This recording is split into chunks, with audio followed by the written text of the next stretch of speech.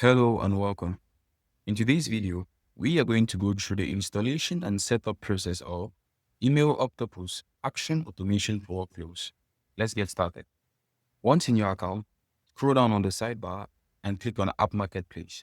Next, use the search bar to search for the application you'd like to install and click on it. From there, click Install and allow an install. Next, refresh your page. Once the page is fully loaded, scroll down on the sidebar and click on the custom page of the application you just installed. On this interface, we have a series of tabs. The first tab is the documentation tab, which contains information about the application.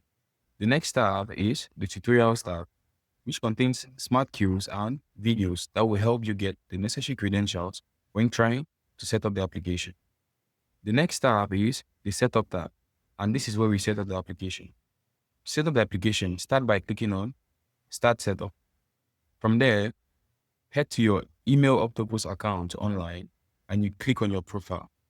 In your profile, click on Integrate API. From there, click on Manage and Add API key.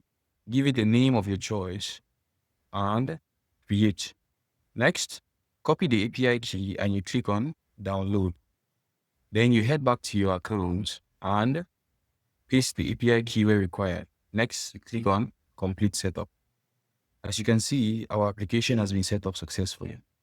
The next tab is the Support tab, and this is where you can book calls and create tickets with our support team in case you have any issues. Finally, we have the Changelog tab, which keeps you updated on any changes that have been made in the application.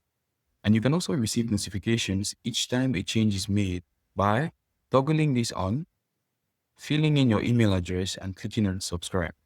Thank you so much for watching this video. Don't forget to like, share, and subscribe for more content. See you in the next video.